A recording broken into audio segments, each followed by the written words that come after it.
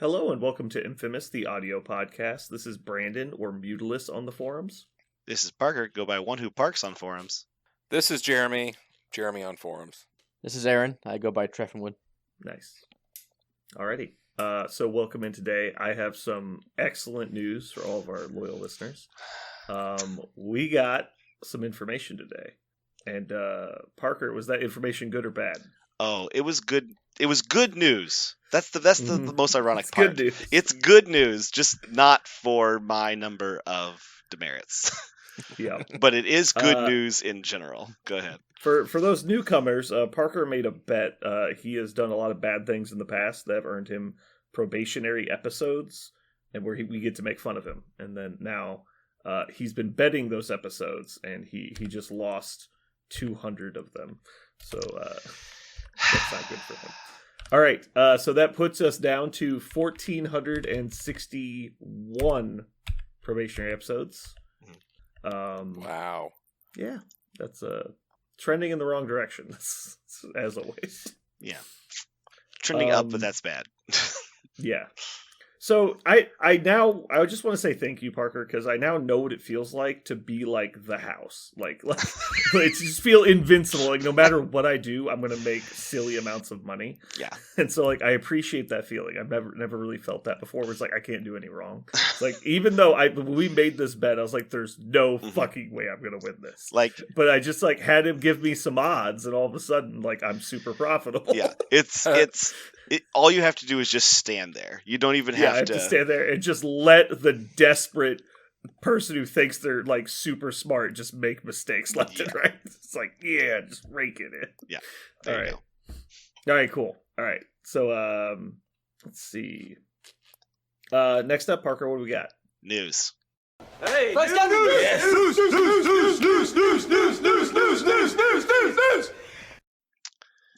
All right, so I'm going to break convention with news a little bit. We're just going to start with the news that ended up losing me the bet, because I think we've hidden that cookie, right?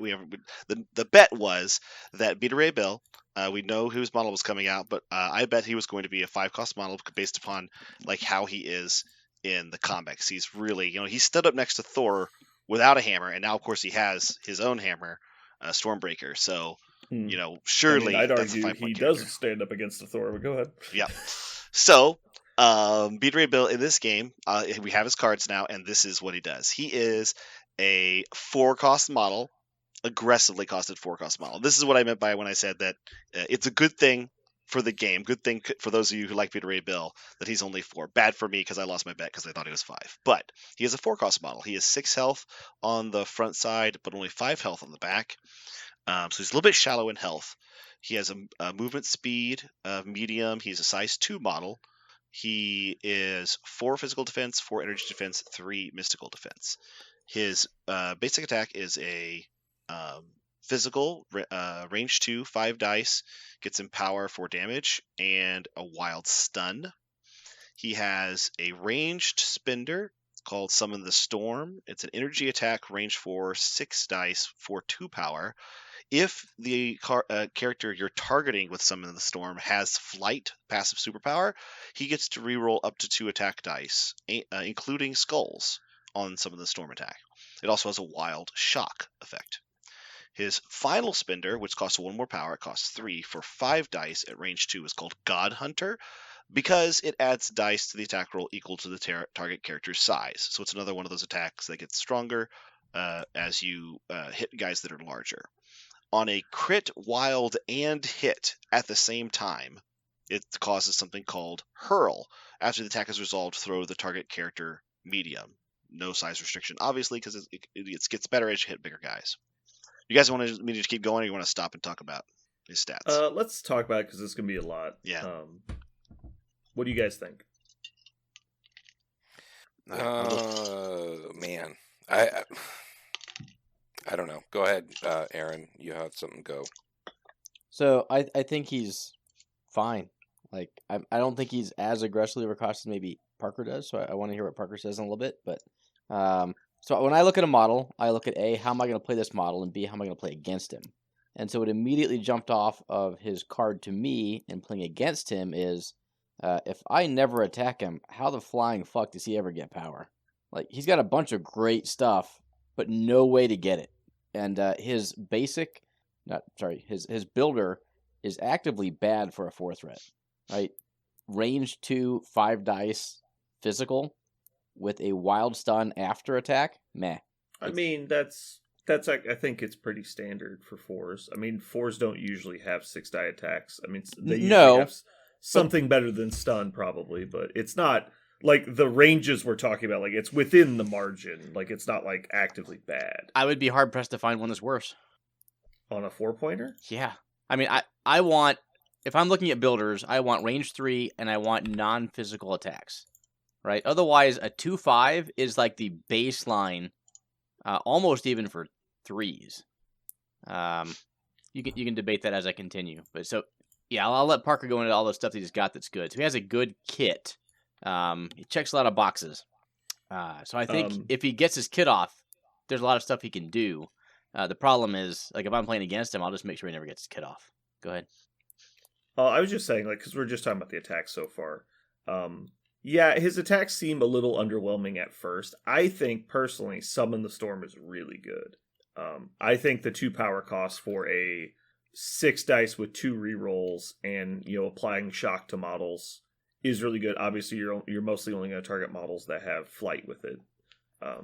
That's solid, and I think God Hunter is going to be underestimated a lot because it's not likely going to trigger the thing. But if you're getting, even against a size 2 character, 7 die, 3 cost spender is not terrible. The unlikely chance of throw is a little sad, but I think it's going to happen more often than people think. Yeah, I think it's good. Against size 2, it's about 30%. Mm-hmm. So I agree with you, Brandon, that the Summon the Storm was what immediately jumped off to me as the best use of this character. And then I thought, if all he does is move and do that once, it's effectively an 8 dice spender. So that's Juggernaut level offensive output. And I've played Juggernaut a lot to know that Juggernaut sucks at offensive output. Like, he will occasionally just yeet people off the board. But if you're counting on him to do damage with his 1/8 dice, you're playing him well, off. Yeah, but Juggernaut's locked into the 1. This guy isn't. Like, he's not locked into the 1. Now it's about generating the power, but It doesn't matter how hard you try and starve him. He's going to have power on turn 4. Yep. No, I was just looking at it as effectively Asgardian. I get 2 power, so every turn I have the power to move and spender, move spender, if he wants to, like as a way to play him. And I think that would be poor if that's all you're able to do. I agree that if that's your plan is to just move and summon the storm every turn, I think that's a poor plan. Okay, I'll stop talking for now. All right. That's pretty much all I wanted to say for the attacks. Parker, take us through the superpowers. Sure. So his first one is Immeasurable Strength. For 3 power, he can choose a terrain or enemy, a character size 4 or less within 2 and throw it medium. He also has Corbinite Cybernetics, which is the race he hails from.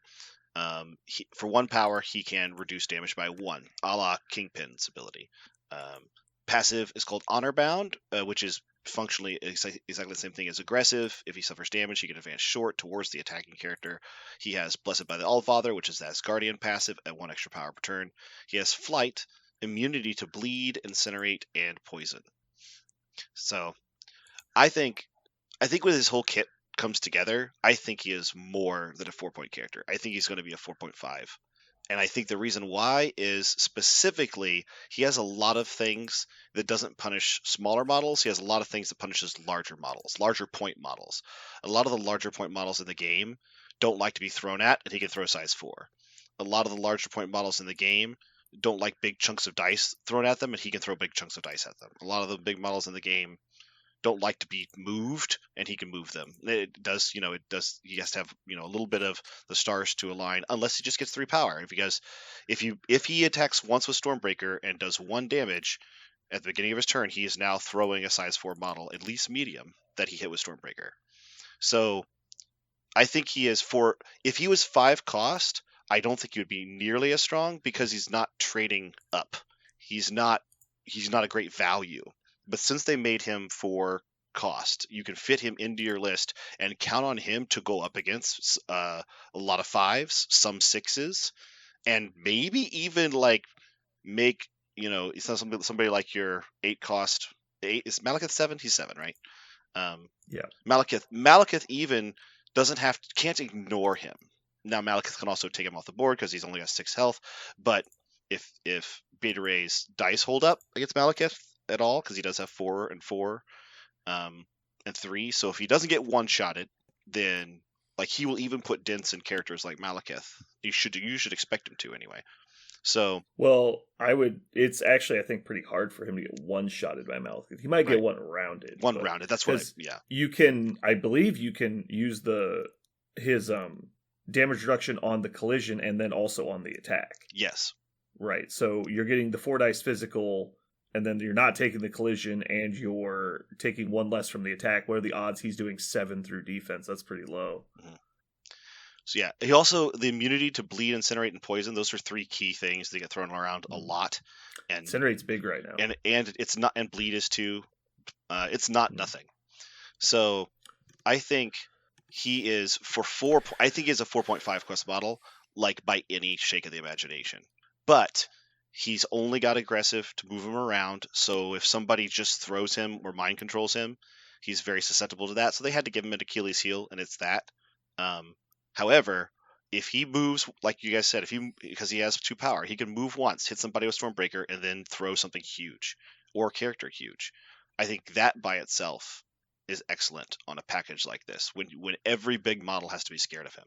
I don't think he's going to go punish small models. I don't think he's going to go around daisy chaining tiny guys. But I think he stands up to the biggest models in the game, which is kind of cool.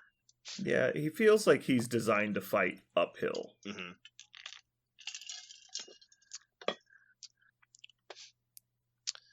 I love the thought of bringing him as a tech piece into a Hulk or a Malekith or Dormammu. Right. And I don't think he's actively bad. I don't think he's like breaking the game. Yeah. I don't think he's necessarily good into those models. The problem is I think he's easily controllable because just like She-Hulk, his answer to control is, I have aggressive. And aggressive has not aged well in the current meta. There's a lot of like, I can just control you after the fact stuff. It's still good, obviously. Like, it does counter some stuff, like Malekith's throw. Like, he's never going to be out of range to attack Malekith, but like Hulk can just, throw him away and then hop away himself, and then all of a sudden he's basically not doing anything to Hulk. Yeah, there's a lot. The premium stuff that moves you around, aggressive doesn't help as much as it did before. However, one of the things we've already talked about him is I think this is a character that can absolutely spend 1 action to move and still do something, because he's going to get 2 power, and he's going to storm break, and he's going to throw. So part of it is like his attacks are good, but they're like situational attacks, and so you don't feel as punished for only taking 1 attack action. Right. Like you don't need to God Hunter multiple times usually. You don't need to summon the storm multiple times really. Like you're probably just trying to get shock on them and do a little bit of chip damage. Mm-hmm. I'm pretty happy. He looks like just a 4-point brawler, which looks really fun, but he's got a lot of utility stuff. I'm pretty happy. So speaking of 4-point models with utility, are we already talking about this chick? So Spider-Woman also got, we were going to say leaked. Was it on purpose? I don't really know how we got this. I believe this was a leak, but it might have been off of a stream. Mm-hmm. So we know what Spider-Woman does. Her name is Jessica Drew, and she is, to my surprise, I don't know about you guys, I did not make a bet on this, but I'm glad I didn't, because I would have failed. She's a 4-cost character. She is speed long, 6 health on the front side, 5 health on the back, size 2. Her defenses are 4 physical, 3 energy, and 3 mystic. Her first attack is called Bioelectric Strike. It's an energy attack, range 3, 5 dice.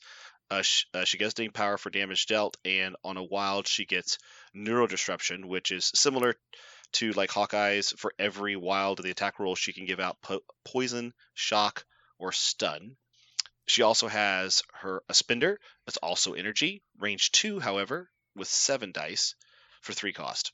It has a wild called Sensory Overload. If the target character has poison already, before damage is dealt, this character may advance the target character short. So before they're dealt damage, they move short, and she can advance it in any direction if they already have poison. So if she has poison on her basic attacks of wild, so that's one way she can give the character poison, but if it's already poisoned, it does that. After the attack is resolved, the target character drops all objective tokens it is holding. Good. Mm-hmm. Can I just go? Can we go into the powers pretty soon? Because I feel like she's also a giant kid. But I just want to talk about the attacks. Sure. We're not going to spot if we think she's good or not, just the attacks themselves. Go for it. I think Intoxicating Blast is actually the reason that you advance them before damage is actually an attempt to nerf the ability. Because you know they're dropping the objectives, but you don't know if they're going to live through it or not. So I think it's well, I guess I could see it both ways. So getting to advance them first allows you to break up stuff like mission objective, but also you don't know if they're going to live through the attack or not. Wait, I guess you see the dice. You see the dice. Surely you would know that, right? Well, but you don't know if they're going to use like exceptional healing or stuff like that, or damage reduction. Sure. Yeah. I guess. Yeah, I think it's just good now. At first, I was thinking it would be that way because I was thinking before damage, but no. Yeah, I think it's just good because it lets you break up weird combos. Also, just pull people in. It moves that extract way far away from where your opponent wanted it. Yeah, it does.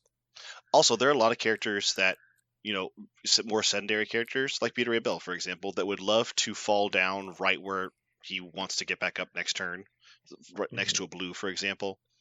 Next to a secure token. So if you move them just to make it more difficult for them to re-engage next turn with that bucket of power they have, that would be awesome. But they already have to be poisoned, which means she has to attack twice and get a wild, or have some other way for them to be poisoned. So it's not a guaranteed thing. So also her builder is she gives out the condition before damage is dealt, and one of those conditions is stun. Mm-hmm. Yeah, I find that to be really amazing. Like, holy it's shit. Very good. It's very good. It's definitely worth pointing out. Yeah. So if you're not double tapping them, you'd be just fine saying, here, just take a stun and some damage, maybe. All right. Let's go into the abilities. One thing real fast I want to say about her stats is she is speed long. So another speed long character. You said that. I was just pointing it out in terms of stats. Yeah. Her first power, I don't fly, I glide, which is an awesome nod to her in the comic books. It costs 2 power. She immediately places herself within 2 of her current position. Only once. She has Interrogate, which for 3 power, it's exactly the same as Black Widow, Agent of S.H.I.E.L.D. So she gets to spend 3 power. If there's a Daze character within 2 of her, she gains 1. 1 victory point. Martial Artist is a passive. It's a range 2 Martial Artist, not a range 3 or more. Stealth also, and immunity to poison, and she has Wall Crawler. Jeremy? Fine, I want to know what Jeremy... Jeremy, go. Jeremy. Now this is a 4-pointer I can get behind. A move long that has amazing attacks that make you drop objectives without any caveats. Can place herself 2. I don't see anything bad about this model at all. Like, in fact, I kind of feel like you need her. I really like her in every way. This is what I wish Black Cat was. Yeah. This is a lot of character. I want Black Cat to just get straight banned, and I want this to be the new Black Cat. More expensive, a lot more conditional, and all the stuff she does. The problem I have is what happens when they don't get rid of Black Cat, and now we have to deal with both. And then the game will just evolve into every model has fucking scenario shenanigans, and then the 5-6 model list that have scenario abilities. My both was actually not her and Black Cat, although that I'm not saying that's wrong, but it's also just her and Black Widow. What if she and Black Widow stand next to somebody and just score 2 off of the model they just dazed and picked up the token that they dropped? Like, that by itself seems just fine. Mm-hmm. That is not possible according to current rule set. Oh, because they're both the same name? I actually wondered this. Can you not do it? It will be pending on the forums, but the answer right now is you cannot both interrogate. I think so again, the forums is going to say whatever they think is the least intuitive, so I'm just going to ignore what they're going to do. Sure. And I think you can. I actually was just sitting here reading it, thinking about that exact interaction because it has the same name. But it says specifically at the start of the cleanup phase, if this character is within 2 of 1 or more dazed enemies, it may use the superpower. It's 2 separate instances of the superpower, though. And they're not... if you're saying they can't use it on the same enemy, I would agree with that. I could see the logic there. But if I've dazed 2 people and they're each interrogating the separate people, I think you're fine. Interesting. So I'm trying to think of another time and this happens, of any time like an ability triggers in a phase. It's got your back. So this is why it's interesting, Yeah. because Howling Yeah, I got your Commandos back. and Bucky can both trigger got your back on the same triggering Trigger. instance. Yeah, it's Right. so that would even be if it's the same model days. Then I think it works. So I think it should work. I don't think it's going to work. Yeah, I totally understand. Oh, but really? You think they're going to rule this one out? But even though Bucky and Yep. it's no interesting, secret I don't like the way the rules form rule stuff, but I think that's just idiotic. Like I think it'd be more balanced if they couldn't. I think it's too powerful if they can do it, but that's not what the rules say. So like you can't say like this model's immune to incinerate because it's too bad without it, and then another model isn't because it's too good with it. Like you can't just decide how rules work like that. I concur with your statements, all of them. that's it. Notably, I don't think I read the blurb, and they did not mention if Spider-Woman would be in S.H.I.E.L.D. or not, but there is a very good chance that she'll be in S.H.I.E.L.D. There's a precedent. I mean, she's like a S.H.I.E.L.D. agent in every single part of the Marvel universe. She's never not been a S.H.I.E.L.D. agent, so it would be really strange for her not to be. It'd also be really strange for her not to be an Avenger, but it's possible they may not make her Avenger just because they haven't made a new Avenger in a long time. They may just be not wanting to make new Avengers. But if they don't make her a member of S.H.I.E.L.D., that would be very strange. It would be 100%. We don't want 2 characters that have interrogate in the same faction. But well, they could just fix that by having someone say something on a forum post that totally is legality and everything. Right. I have a question for you guys. Does this seem like what we should be looking for in models moving forward? Because this looks like a model that's designed to skirmish at close range while still being semi-mobile and have a strong ability to affect scenario even if their dice fail them. Define should be looking at going forward. What do you mean by that? Like Should be looking to play. for to play in the current meta. Oh, Like with absolutely. the new missions, yeah. I This fucking seems love like her. She's designed to be played in the new mission and meta state. 100% agree. She'll be on the roster at the day she releases. I am just like Jeremy said. I am in love with her kit, and we haven't even talked about the cards yet, right? Nope. We haven't yet. I'm actually like I can see closer and closer to the unaffiliated meta becoming a thing, because we're not far away from like 2 model releases where you've got like just like mess of soup that is just like terrifying models. Like who cares? You don't have to take like these 3 other guys to get affiliated. Like I'll just play, Spider-Woman, Voodoo, Thanos. Like let's go. I mean, the downside is she's obviously not godly. She's not undercosted. Yeah, no, that I actually think she's fine. Yeah. I'm only worried about her combining with other models. I don't Right. think anything she does is too much. No, she just meshes with how I want to play the game. Let's put it that way, which is why I'm excited Yeah. for her. One thing that is nice about her is she's like a 4-cost model, right? And she's a 4-cost model that is not killing the world. So yeah, every model that rolls 5 dice might daze a character if they just get super lucky and your opponent gets super unlucky. But she's not just removing your models or taking away your ability to play. But what she does do, we've talked about it a lot. There's a lot of games that are coming down to 1 or 2 victory points. And she definitely feels like a character that flips 2 or 3 victory points, 4 or 5 victory points sometimes over the course of a game. Like she could definitely do that. But she's not doing it by removing your characters, so I don't think she'll be hated, right? Like some characters. Oh no, she's gonna be hated. So this is like I don't think she's like gonna the be old hated. Lich 2 argument, where it's like, well, we don't nerf Lich 2 because he's not a negative play experience. It's like how is getting tabled on Tier 2 not a negative play experience? No, like, because you felt like you were in the game. I was like, no, I didn't. I knew what was about to happen. Well, the thing is, what I'm talking about is exactly the opposite. I think Malekith got hate because he felt like a negative play experience because of what you just said. You felt tabled by turn 2, and you're like, well, this is dumb, and I hate it. But she will absolutely win the game for you by herself, but she won't remove your models while doing it, most likely. And so even though you might still get a little sore that you did everything right and lost because your opponent played Spider-Woman, you're not going to feel like you didn't play the game. You didn't get to actually touch models and move them. Yeah, I understand your point of view. I just see that as patronizing, because that logic train goes under the assumption that I don't understand how the game's going to work in the long term sense, and so I do find it frustrating when I play against models like Black Cat, and they're just like, oh, but like she didn't kill any of your guys. I'm like, I don't care. Like I know that's not how the game works. Like, but like to a new player who's just like smashy stuff, like this is fun. Yeah. Oh man, Malekith's really overpowered. It's like, I understand that logic, right? Because this person is not yet to the point where they can see the whole picture, and because they're inexperienced, and so like they should be mad about Malekith and not mad about Black Cat and Voodoo, as opposed to on the flip side, anyone who's played the amount of games that we've played and understands the strategies you have to go through. It's like how can you not think a model like that is overpowered? Like it's intellectually dishonest to say that, oh, it's because they don't kill your models. I'm like, well, you just don't know. We're not talking about the same thing anymore. Right.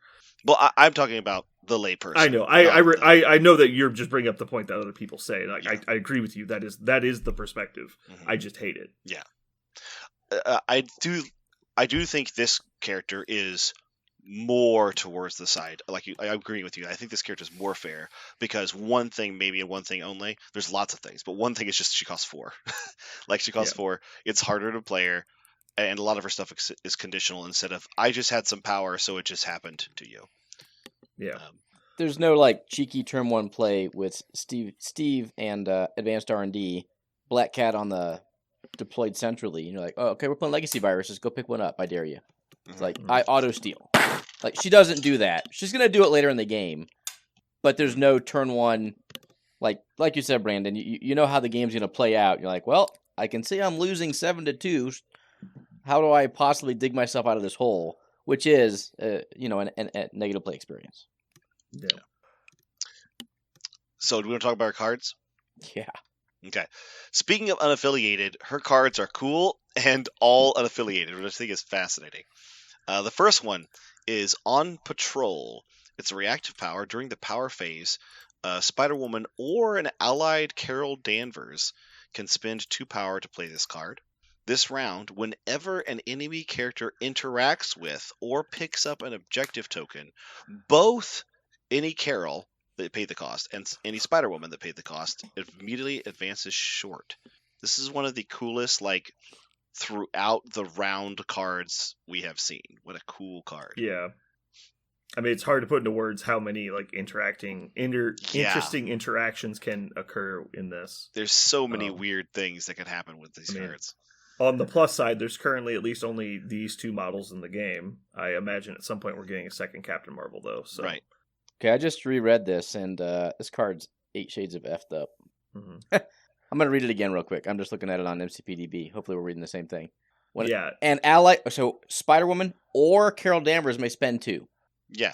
Whenever an enemy character interacts with an objective token, both of them may advance short. Yes. Yep. Only one of them spends 2. Only one spends. Yeah. But both of them get to move. Yes. Yep. Holy shit, that's better than I thought it was, and I thought it was good. Yeah. Yep. Do you think she's going to be an A-Force? She's I would be shocked if she wasn't. Maybe I think this is really weird, but they put her on the cards. Like they put her on the A-Force Assemble card. Like Spider-Woman is the main character on the card. So she's not. Hasn't it been like 6 months since they've added anyone to A-Force? Or I think there's been been longer a long than that, time. It's been a long time. Yeah, like basically since the faction drop, they haven't added anybody. Yeah, like anyone of note. And so it's just interesting that I wonder if this is going to be the first one, or maybe this card is a reference to the fact that she's going to be in S.H.I.E.L.D. Because isn't Danvers in S.H.I.E.L.D.? No. She's not. No. Okay, I thought she was. She strangely is absent from S.H.I.E.L.D. Okay. Yeah. All right. Let's keep going. Yep. So, can I say one more thing about this card? Sure. After I'm recently in love with Captain Marvel and trying to play her more. The thought that your turret can now slide around all game long or all turn long just seems super good. Obviously, Spider-Woman could do kinds of crazy things, but just never standing still and being sure to be somewhere at the end of the turn she's supposed to be. But having a turret that just slides around and still does Captain Marvel stuff is just so cool. I'm excited. I'm really excited for this card. Notably, it comes with Spider-Woman, but you don't have to have Spider-Woman to play it. Spider-Woman does not have to be on the board. You can just play it with Captain Marvel. Is this one of the very first cards we've seen that you can play, like another character came out with it that references a separate character, but you don't have to play them both? I think this is the first one. I don't. I don't. I mean that's a very specific like clarification. There's been cards that come in boxes that are played by other people, like the Exceptional Healing, maybe, right?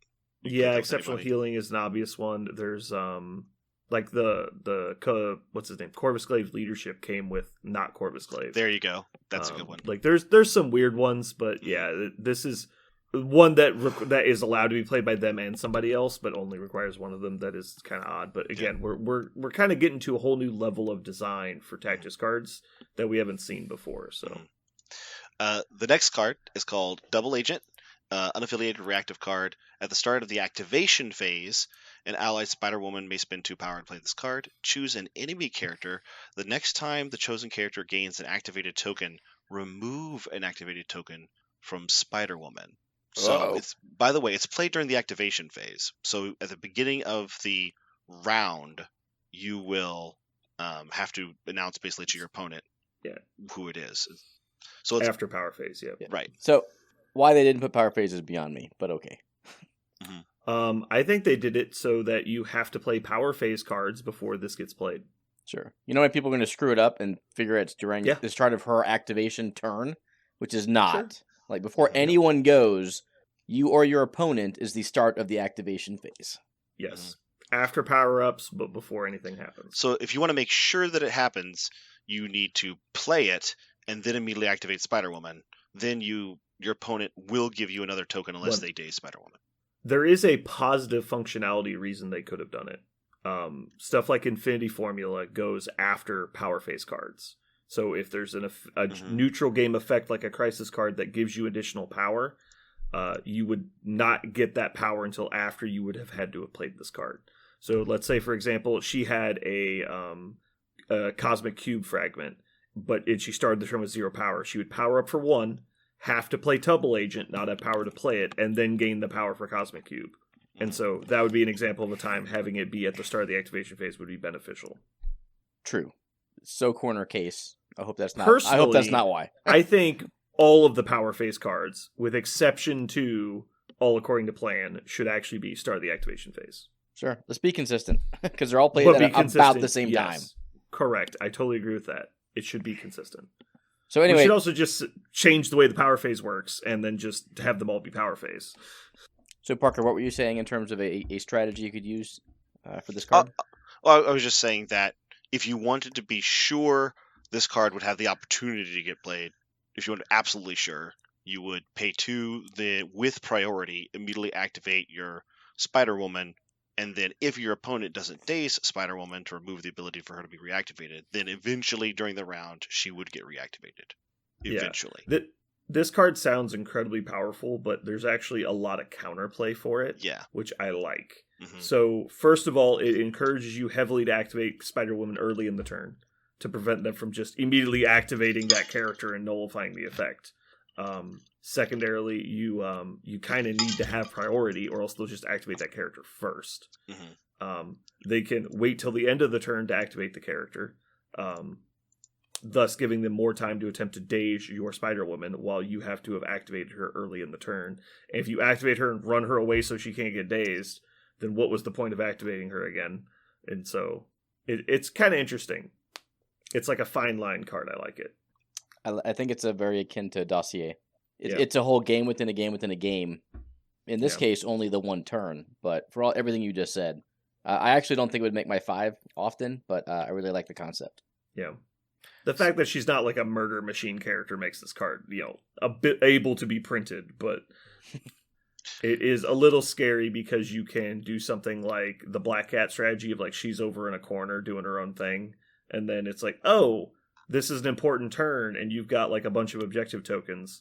I can play Double Agent on you, and then like at any point in the turn, she threatens to like double move and take your fucking objectives away. Well, maybe not double move, but like move place and make you drop your shit like midway through the turn or late in the turn. So it like messes with your whole order of activations.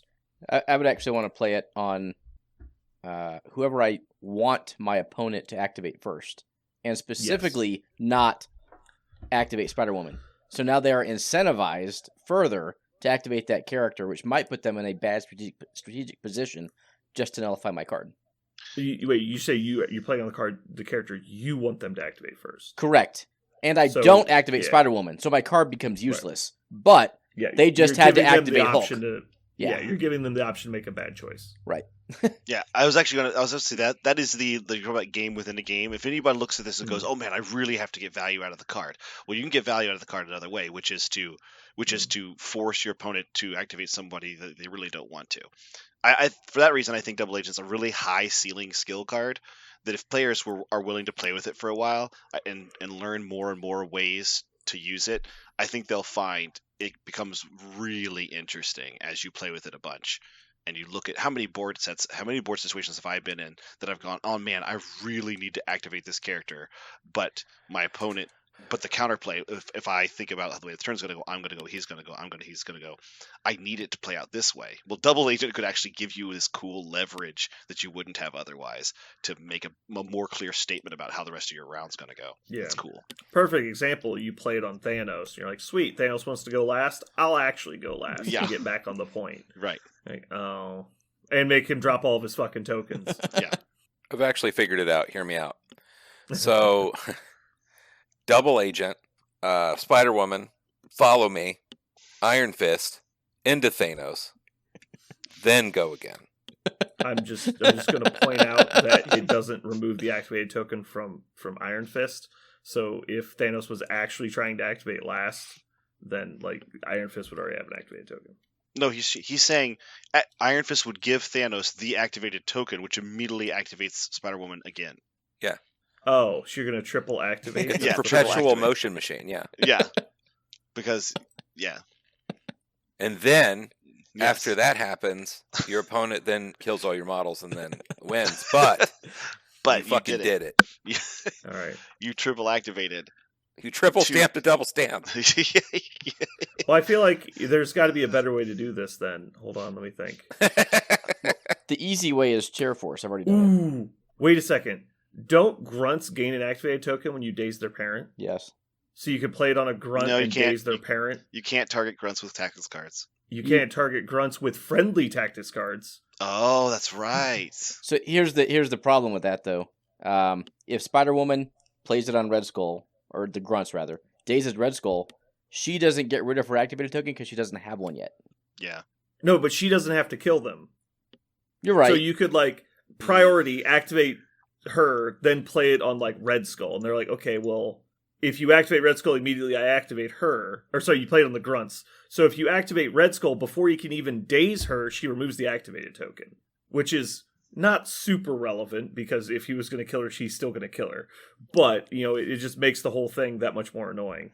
well, And then if they don't activate him, you could daze him and then get the activated token from the grunt. no, Red Skull's a horrible person to put it on. The grunts rather. I was just The I grunt just picked the grunts. the grunts KO themselves and never get rid of their activated token, and That's she never true. activates. Yeah, that's a bad example, but like you could also wouldn't want to do it on the The ninjas, ninjas, so yeah. it'd really be the shield agents. Correct. So you heard it here first, guys. Spider-Woman hard counter to Nick Fury. He can't even play the game. It's actually great. She's actually just really good against the shield agents if you think about it, because she can also advance them before they drop their token. Uh-huh.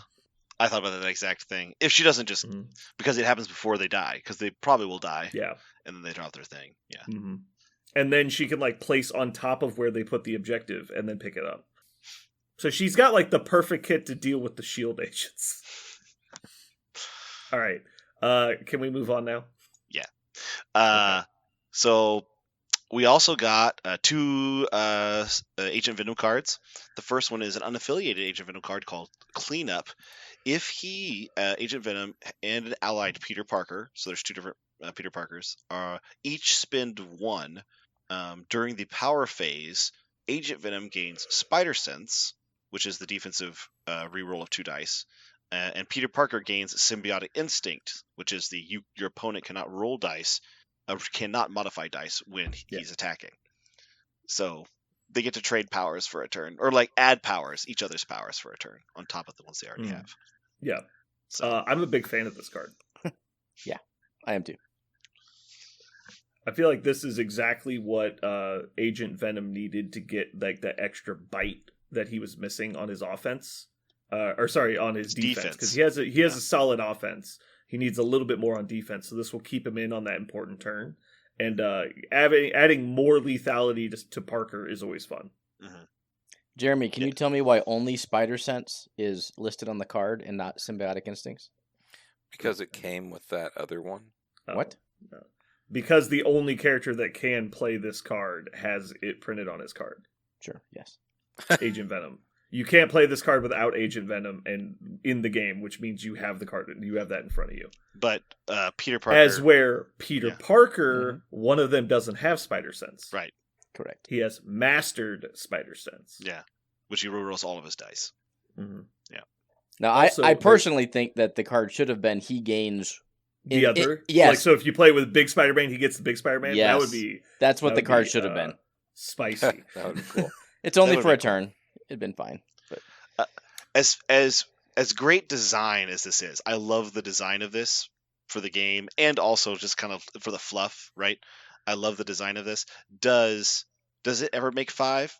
Do you think it makes 5? I'm just curious. This? What do you guys think? need testing. It absolutely gets tested at It- 5. It Yeah. makes 10. I don't know if it makes 5 that often. But not every game you need your restricted cards in. Like Brace and Indomitable are super popular right now, and you don't always need them. Mhm. So there'll be some games when you have an open spot due to your restricted cards that this can slide into.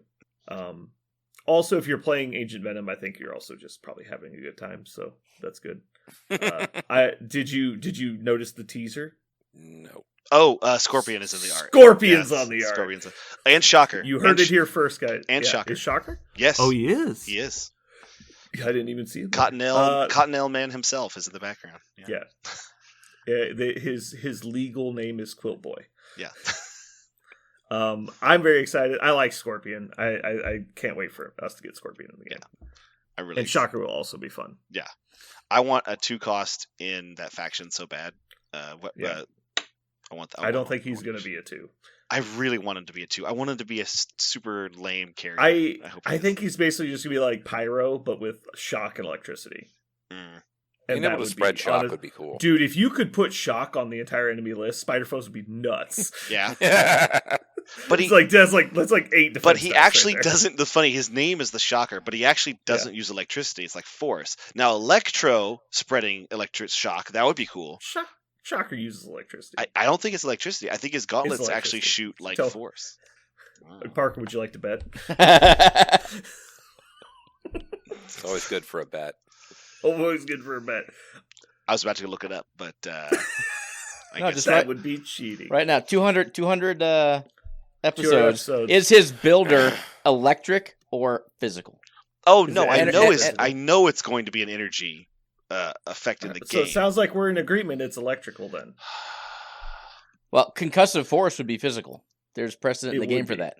Is Iron Man's? I thought Iron Man's was energy, even though it's a concussive beam. It is energy. Iron Man's That's a not beam. the one that's not the one he's referring to. Iron Man's basic is energy. Yeah, right? yeah, but that's not the ability he's referring to. That's concussive force. Which one is Because it doesn't have concussive. which one is concussive force that is classified as energy? I'll tell you if you make the bet. Double or No, I nothing. refuse. I am so sure that Shocker is going to have energy attacks. I'm so sure they're going to be Okay, energy attacks. so you're saying you're just forfeiting the 200 episodes then? Let me mark No, it down. that's not what I said. Mark it. I said I'm not That's taking what I a heard bet as well. because it's so that's 3 people heard it. ah. All right, so you're not making the bet because you believe that Shocker does electrical Is it damage. Cyclops? Is Cyclops has a physical attack, even though it's an Are energy? you making the bet? What Are you all in? about what? That it's a physical You're attack? all in that I- Shocker has. No, electrical it's attack. not going to be a Double physical down. attack. It's going to be an energy attack. I All know right, it is. all right. So the bet's on. You know what? Here, I'll make this bet. I'll make this bet. Okay, None of his attack will give a shock effect. I'll I'll take say the bet. that. How many do you want? How many do you want? Let's do 200 episodes. Yeah, 200 episodes. 200 episodes. There and will you be doing the three? Shocker will not be able to shock people using his Whew. attacks. I would be And that so is upset. That's in his name. that's a 3-to-1 ratio, right? You're doing 3-to-1 on that. Sure. No, I just was. Jeez, all right, free odds. All right, 200 episodes. Shocker. cannot shock with his attacks. If he has a superpower, Shocker I'm fine. can't shock. Shocker can't shock. Whoa, if you're gonna limit it to just his attack powers, Yeah. then I need to get odds. Because he might have an ability that says whenever this model attacks, the model gains shock before damage. Like, I'm not gonna eat that. But if he's like yeah, because well, I was thinking specifically all of his attacks. I was thinking specifically a superpower, like if I'm in a like Groot, where he just like pays to root somebody. Right. Like, I'm fine on that stuff, but like he might have an attack. So like all of when this model makes an attack, when selecting the target, they gain shock. Sure, I will 100% say that falls under. I'm saying yes, a la Groot. It's possible they might give him that, but I don't think his attacks will cause somebody shock without attacking. All right, so 200 episodes. Shocker cannot shock without attacking. No, is that fair? No, that's the opposite. He has to attack. Cannot shock without attack. You're betting 200 episodes that Shocker cannot shock you without attacking. So this conversation is derailed. I see. Shocker cannot shock. Shocker, just put Shocker cannot shock. Shock won't even be his card. You'd be shocked if Shocker can shock. Yes, yes. Let's just make it nice and cut and dry. How much shock would a Shocker shock? How many? Shocker could not shock. 0. I actually got Aaron to laugh on that. Shock. How many seashells could he shock? This will be so shock. Sally how much will our Discord blow up? Sea sewing by the shell shore with the seas. I can just read the Discord now about when this guy comes out, and the first comment will be shocking. I know the first comment will be shocking. It's gonna be. I'm so shocked. Yeah. All right. Okay. So moving on. As you know, Cyclops has concussive force on his blast attack. It's not actually energy. Okay. However, in the game, he has an energy attack. Okay. It is Colossus. His strike does concussive force, and it's physical. Okay. So far, punching. That's what has concussive force, but is physical. All right. We have one more card. The last card. No, actually, that's all the time we have for news. Okay, cool. Nice wrap up. You're saying that in the next 45 minutes we'll be able to get through this card? That's what you honestly believe? I think we'll be able to. Can I just? Do you want me to even read it? Can I just summarize, just in general? Yeah, we better do some like legalese paraphrasing. Yeah, here we go. This is like 800 words. Yeah. So a novel was printed for the Guardians of the Galaxy affiliation called Foreign Assignment. During Agent Venom's activation, he can spend any amount of power, and for every 2 power spent, he gets to choose options. Basically, do something if you're close to another member of the Guardians of the Galaxy for every 2 power you spend. So if you're only within range 2 of one of these characters, you don't need to spend 2 power, but you can do more if you're close to more. So if he's close to Gamora, Venom throws himself. If he's close to Groot, he removes 3 damage. If he's close to Star-Lord, he does a full auto attack. That's the Star-Lord spender. If he's close to Rocket, he immediately makes just an attack and an advance short. If he's what? You actually missed it. The Star-Lord one, he also gets to advance short. Oh, I'm sorry. Yes, he also advances short. Yep. Keep going. And finally, again, if he's close to Drax, he gets to be thrown short. Not Drax is thrown short and counts as a size 3 during the collision. Yeah. So throws shorter, but size 3. Yeah, so if you're following along at home, 4 of those result in him moving, so it's actually very easy for him to pinball through the list and get all of them. Mm-hmm. Now, in the terms of realistic use of the card, if all you want to plan is Star-Lord and Rocket, you will end up with 2 short advances and 4 attacks. For 4 power. Correct. Holy shit. Talk about fun with Agent And Venom. the full auto attack is a spender. Yeah. Like, I'm you're aware. actually only netting 1 power in cost for 2 attacks and 2 movement. If you don't end that turn with more power than you started, you're playing it wrong. Or your dice are shit. Well, I mean, the full auto isn't a builder. It is not, but you would get 3 builder attacks. Unless you choose the spender. But his builder's pretty good. Range 4 or 5 dice, right? Mm-hmm. So, yeah. Oh my god. I love this card. Holy shit. It's amazing. I actually want to make this comment. I think maybe I just thought about making it on Discord, or maybe I did. I feel like this is the first box we're getting where all the team-up cards seem really interesting and definitely playable. Like, I really want to play with them. I feel like a lot of, if not almost all, the other team-up cards in the game, I always thought were either memes or really ridiculous situations like when you're playing that awesome combo of War Machine and Captain Marvel, then yeah, you're going to get to activate one than the other. Like, what is that? That just seems awful. But this one is, Rogue's card seemed like such a meme. I was actually going to say that Yeah. this reminds me a lot of the Rogue Tactics cards. Deadpool, they seem Deadpool had the better. same thing, but also a Yeah. meme. Yeah, I feel like they're finally dialing it in. Honestly, I think this might be too good. The only thing that's going to hold it back is that you don't have 10 power, right? Like, that's going to be the problem. You don't need But- 10. Just do 4. Get your attacks and profit. Oh, spend the 4, yeah. Yeah. Dude, I don't know. Like, you get to cause 2 collisions, one of them being a size 3 collision. So yeah, but that's in a vacuum without terrain Sure. or your opponent being able to play into or out of your game plan. Like you could set up, okay, I'm gonna attack and move short, and then I'm gonna get thrown by Drax, and then I'm gonna move here after this attack. So you could plan it all out, but all it takes is one, bow of your Gamora to throw the whole plan out of whack. So instead of going for the dream Agent Venom term where you spend 10 power and daze the entire list and the next table's list at the same time, just do the easy option. Just take your 4 power and make it happen. So I don't think the 10 is obviously pipe dream. I think using 3 or 4 bullet points is possible. I actually don't think it's as hard as people think it's going to be. I think people are underestimating how easy it's going to be to move him. And retcon real quick. We found out that he is actually on a small base, and Parker is just a liar. It's fine. We're going to move past it. That diorama was misleading, but for true. Yeah. We'll talk more about that in a minute. So on these, I really don't think it's going to be that hard because you get to choose the order. Almost all of them move you. Like the Groot one's the only one that doesn't. It's obviously the one you care the least about, right? Man, this just seems really good. Like even if you have a bow and you like move her out, like do you realize how much ground he can cover? Like from being like within exactly 2 of her, throwing medium, ending within 2 of anyone else on the list, and then getting to move again. Like that seems so easy. Yeah, I don't know. It seems really strong. I actually think this card, if you're playing Venom in the Guardians, this is a guaranteed in the 5. It's funny that you say it seems so easy, because this is one thing I will say is that Guardians typically, if you get to play your own scenarios, Guardians typically likes to spread out. Like they're stronger at spreading out. Mm-hmm. So, however, putting it in your 10 and then it coming into your 5 seems totally possible when you, of course, don't win the choice, and then you get to set up, like an E scenario down the middle, and you need to fight. Now he's going to get all of it. He's going to get all the goodies. It's going to be great. Right. But how often does like Groot and Rocket hang out together, and then all you need is one other person, and you can trigger 3 of them? Like that's really good. So Gamora is the one that's never going to happen because she's dog shit.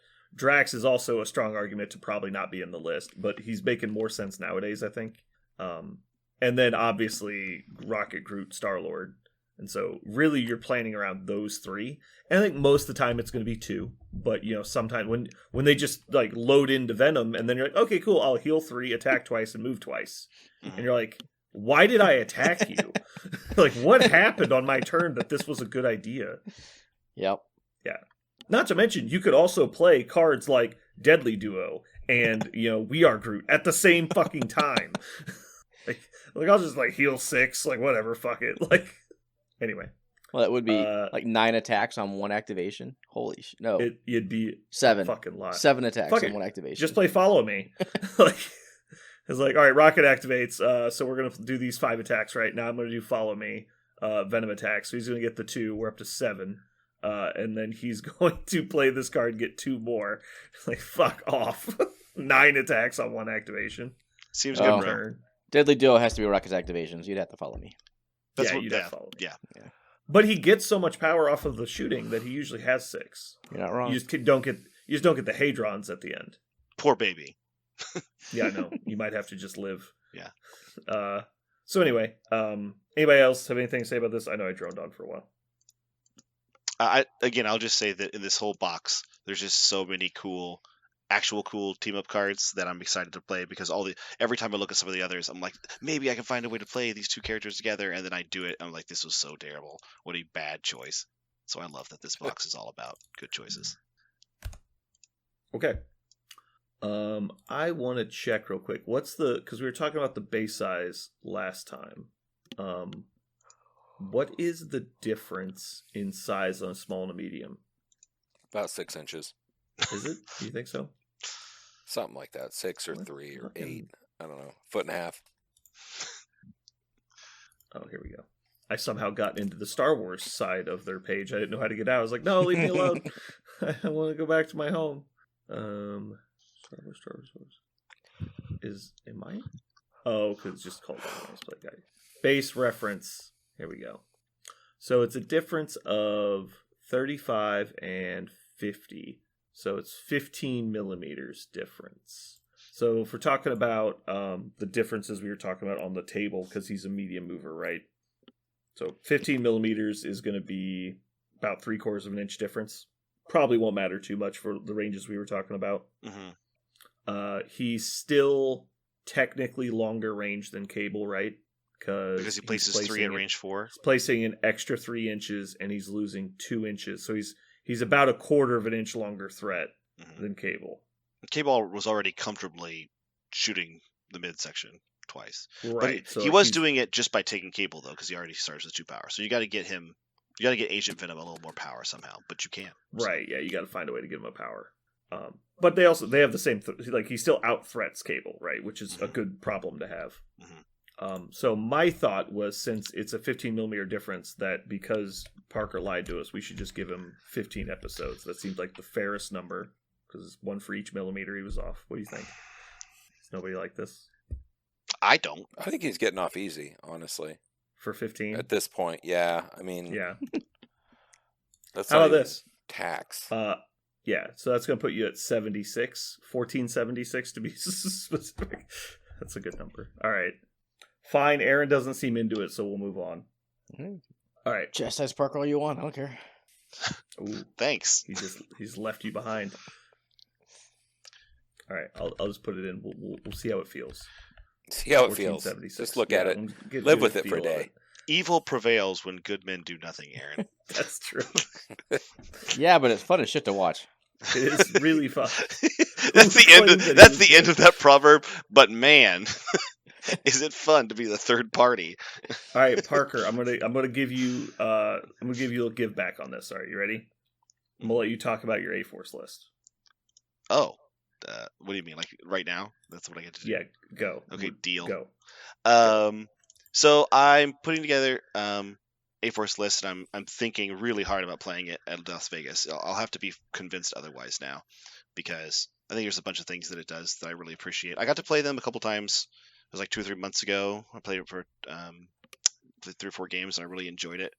But I'm purposely staring at a lot for the current scenarios. So right now, the reason why I glommed onto them is because I wanted to challenge myself by playing an affiliation that has a really high point model that you have to have, because that's probably a big hindrance in the current meta. But also, I just found out that while A4 had that, it also has two pointers that can score, which is kind of unusual for an affiliation in this game. Very few factions, I don't think any other factions actually have two pointers that can score. Guardians has 2 pointers, but one of them can't score. So I think it's interesting, and it's kind of an interesting balancing feature that they have, even though they have to pay 6 points, or they might pay 6 points for She-Hulk unless you wanted to go unaffiliated. Also, I love the time lock cards. There are 2 cards. A-Force's Symbol and Stalwart Determination are just fantastic time lock cards. So I'm really excited about playing them right now. I enjoyed my game. Only got to play them once recently with the new scenarios against Aaron, but it was a lot of fun to play them, and I'm only more excited to keep trying them. The highlight of that game was Aaron hiding his tactics cards from me again, this time behind a giant building, as opposed to just not playing them at all. And we constantly made the joke the entire time, I play mission objective, like that was a constant theme of the game. But the best part was, because he kept hiding them, I continually forgot about Brace for Impact constantly, and he was an amazing sport. Every single time I was talking out loud about my turn, and I said something like, and then a throw would do something important, he goes, Brace for Impact. I go, oh yeah, Brace for Impact. And that probably got said, like maybe a dozen, like a full easy dozen times. Yeah. He reminded that me would've that been Brace nice. for Impact. And he was also quite the gentleman in that, as per usual, he politely refused to ever use his leadership, which was really nice.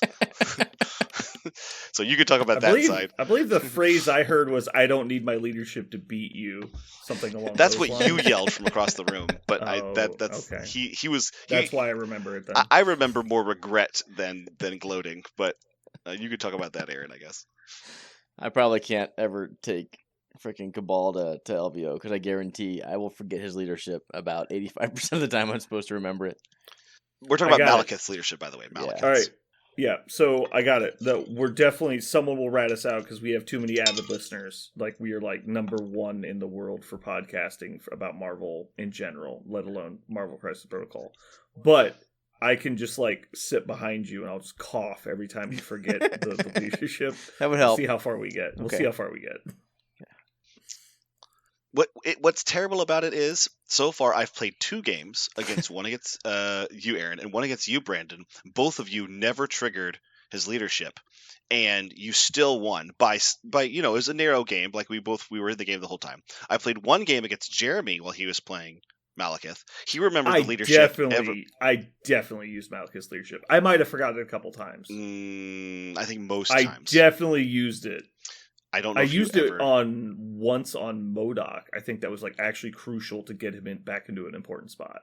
But I'm not going to say I didn't. But I was like turn 3. Like I forgot up to that point. Jeremy used it every fucking time against me, and I never even had my car. It was just he just rolled the game through because man, that leadership is just ball busting. So you find that when people use their leaderships, they do better? In general. Okay. That's my advice to my hot take wait. for MCP. All right. Hold on. I'll take it. Leadership is good. Yeah, All leadership is good. All right, go ahead. So, yeah, you can take it away, Aaron. What are you excited about for looking at LVO? Just to play games, man. Like I have no idea what I'm actually going to take. I got like 3 ideas running around my head. I'm still trying to test all 3 of them. But I'm just going to be excited to show up and roll some dice. That's about it. Just out of curiosity, how likely is Malekith? Would you give me like a percentage? Like, what is the chance to see Malekith at LVO? Is it 20% chance? Is it 80% chance? 40. I would I'll go 40. 40% chance. Wow, that's way smaller than I expected. I just thought we were going to be at like 85 at least. Oh, okay. I think it's 40% Avengers, 40% Bro Balls, and 20% Criminals. He's stealing my list.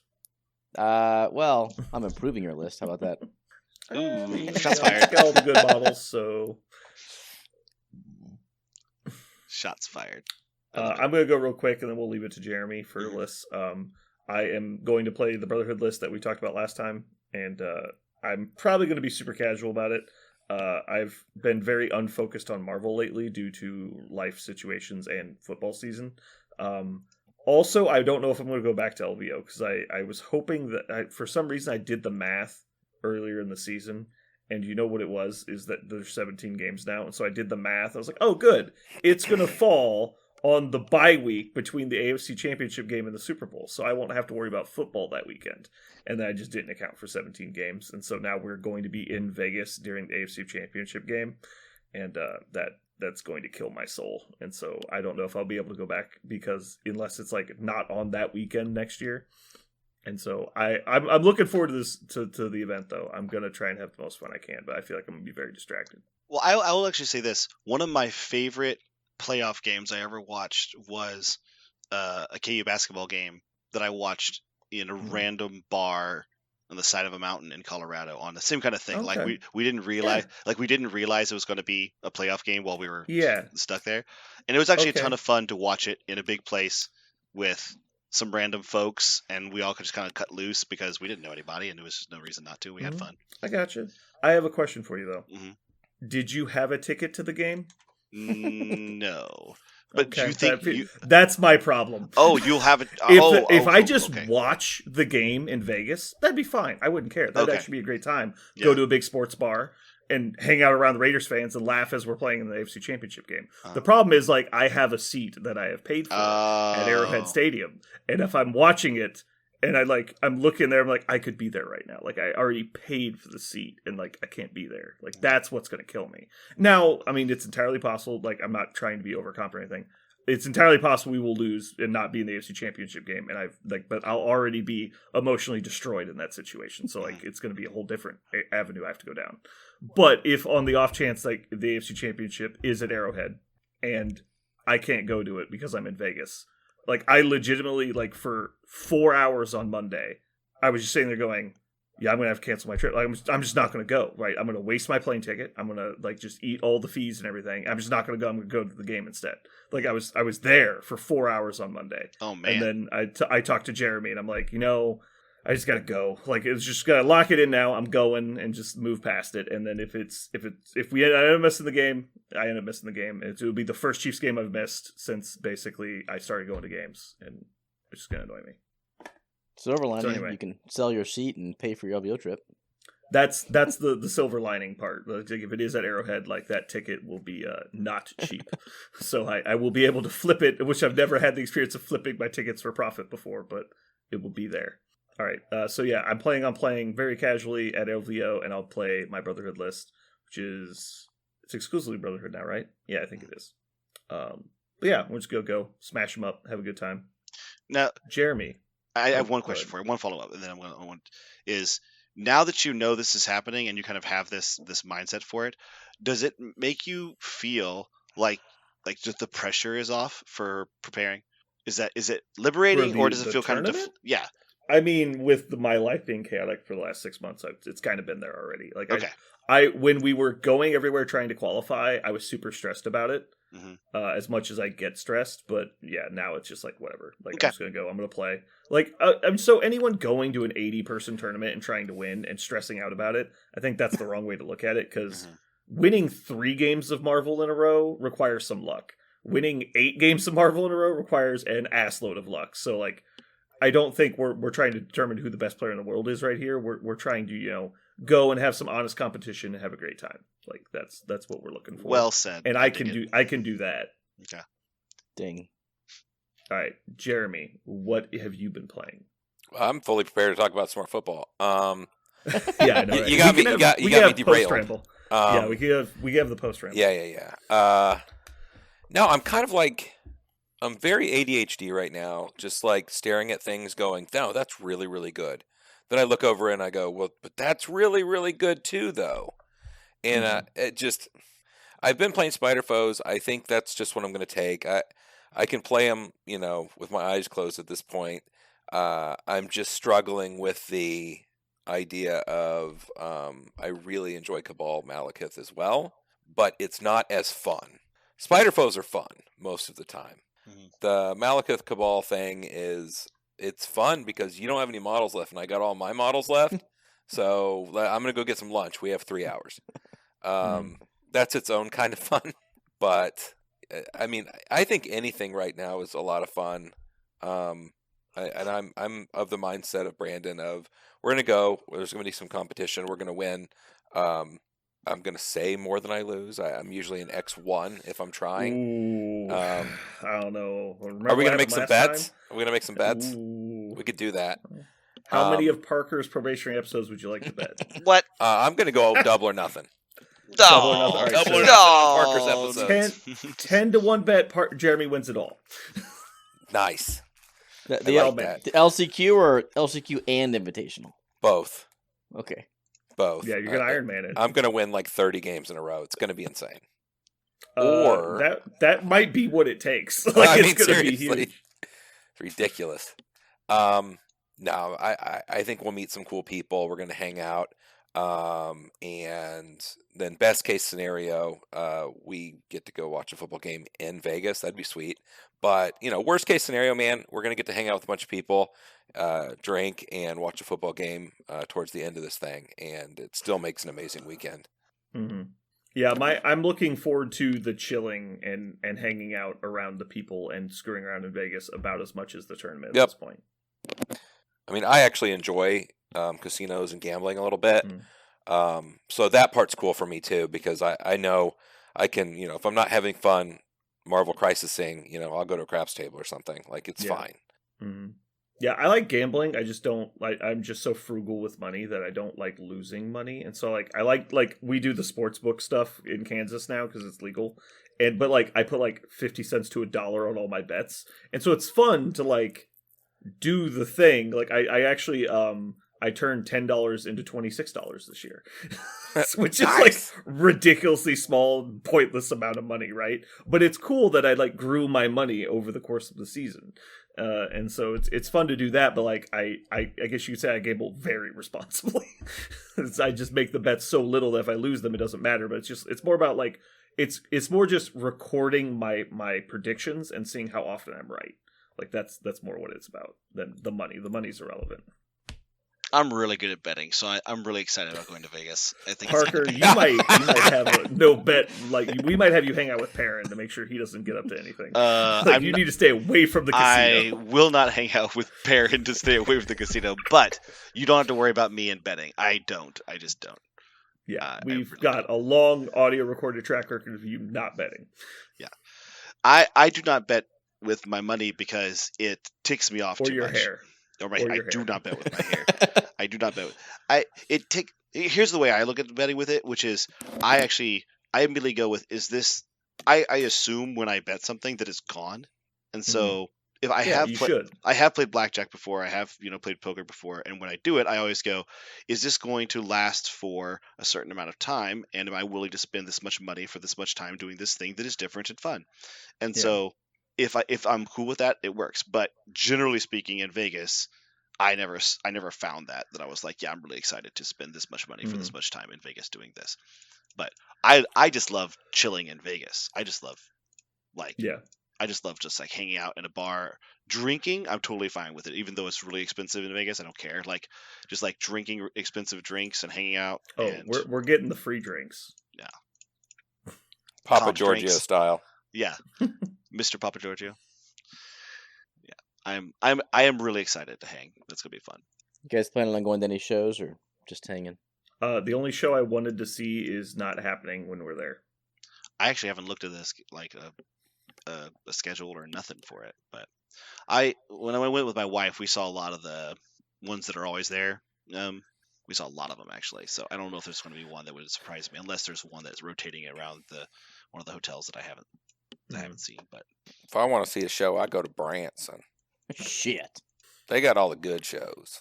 You can stop now. I grew up in the Ozarks, man. Oh my god, it's just exactly the same. Funny. Yeah, it's identical and a little racist. Just a little racist. A little bit. I mean, just a lot racist. Yeah. Just a touch. Now, it's parents' first time in Vegas, so we're planning on taking them to some shows. So still trying to figure out what. Cool.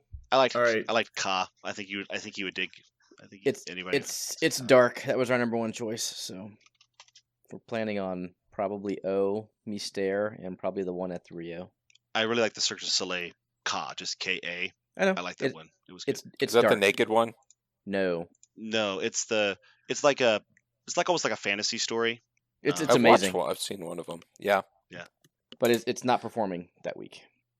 Oh, that's what I meant when it said it's dark. It's dark. I thought you meant like dark, like too dark. No, like the content was dark. No, got it. That was by far our favorite Cirque show. So that's why we're gonna replace that with the other really good Cirque show. All right. Well, that's gonna wrap up our main cast today. Thank you guys for coming out and listening, and hopefully you had a good time. This has been Brandon and Parker and Jeremy and Aaron. And thank you for listening to Parker Loses Some Bets.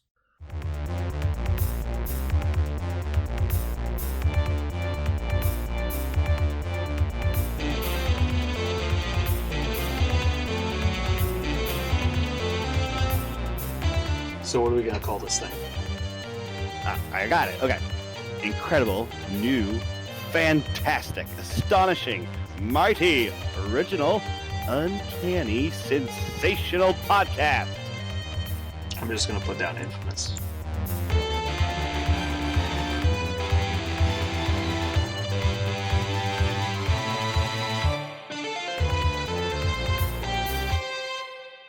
We must have good internet today. You guys are in sync. Mm-hmm. We're killing it. We've been practicing it when you weren't around.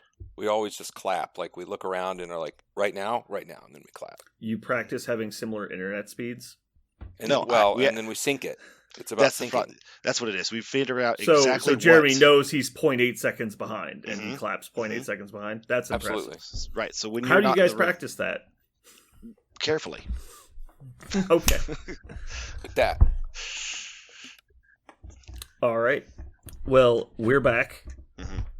doing our thing. We're so back. Yep. It's been a very weird month. We got out of the winter vortex that was negative 40 degrees, and now it's like summer, Mhm. which just means it's gonna go away real soon.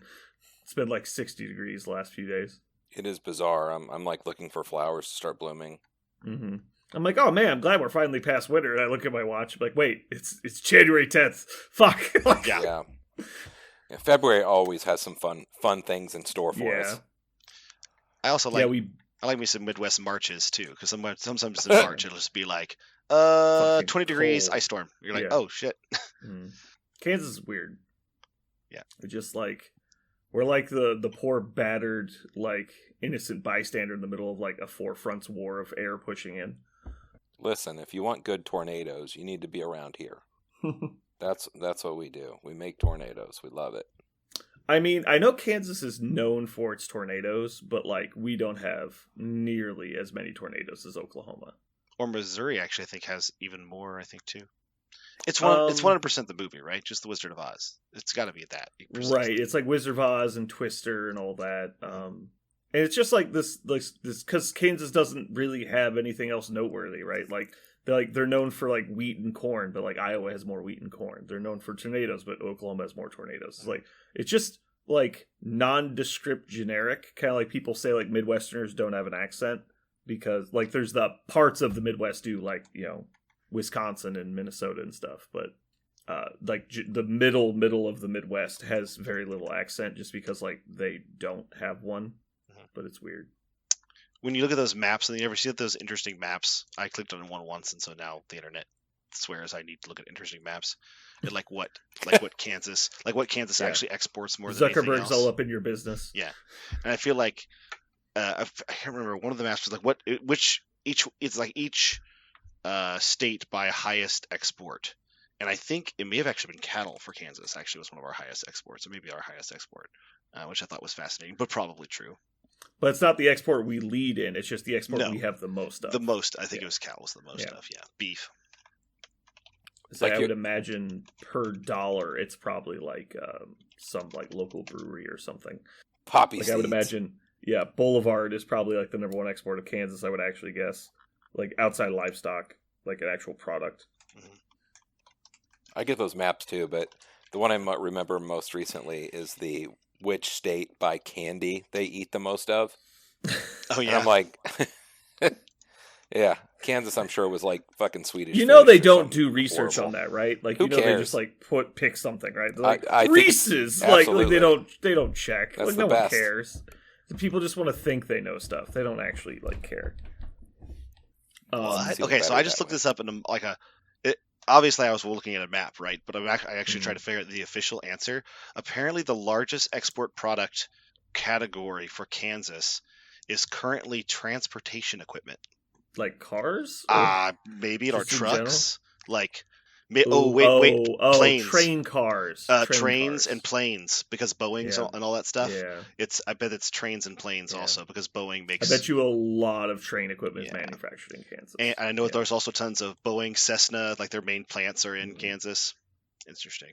By dollar amounts, I bet that is the most, because there's a huge amount Yeah. of money. Do you know what's west of Lawrence? Trains. Yeah, Mostly trains. a lot of trains. A lot of trains. I'm like Transportation. California. I don't know. Interesting. Trains, and then Transportation. after a long time, some mountains. Interesting. Yeah. If we want to talk about random stuff, I started playing in a role-playing game. You notice I got really perked up there, kind of mad. What's up?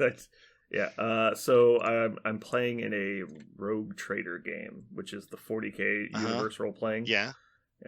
So I'm playing an orc freebooter, and now we're having hijinkses in the 40K universe. Okay, I'm waiting for the punchline. That's it. It's just That's it. true. It's just That's true. it.